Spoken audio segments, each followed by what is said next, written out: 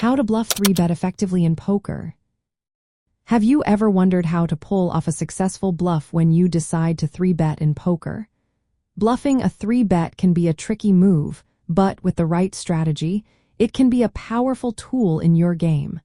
Let's break down how to do this effectively. First, let's clarify what a 3-bet is. A 3-bet is a re-raise that occurs after an initial raise before the flop. When you decide to bluff with a 3-bet, your aim is to make your opponent fold their initial raise. This adds pressure and complexity to your game, but it does come with risks.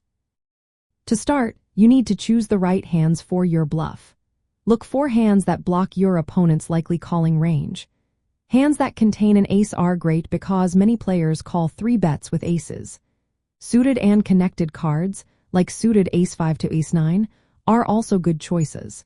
These hands have better potential for post-flop play and can disrupt your opponent's strong hands. Next, consider your position at the table. Bluffing a 3-bet works best when you are in a later position, such as on the button or cutoff. Being in position allows you to control the pot and gather more information for your post-flop decisions. It is also essential to understand your opponent's tendencies. Target players who open raise frequently but tend to fold often to 3-bets or continuation bets. If you find players who fold more than 50% of the time to these moves, they are ideal targets for your bluffs. Stack size plays a role too. Effective 3-bet bluffing is best when you and your opponent have deep stacks, around 80 big blinds or more. This depth gives you room to maneuver post-flop if your bluff is called. When you make your 3-bet, aim for a size that is about 3 times the original raise. This amount applies pressure without risking too many chips. Balancing your range is another key element. Mix your bluff hands with strong value hands to keep your opponents guessing. Your bluff hands should have some potential to improve post-flop, so you are not completely out of the game if your bluff is called.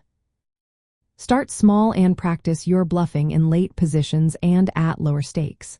This approach reduces risk while you learn the dynamics of bluffing. Keep track of how often your opponents fold and adjust your bluff frequency based on their reactions. Finally, have a clear plan for what to do after the flop. If your bluff is called, you need to be ready to either continue applying pressure or fold if the situation turns against you. Since 3-bet bluffs often relying on the opponent folding, being prepared is essential.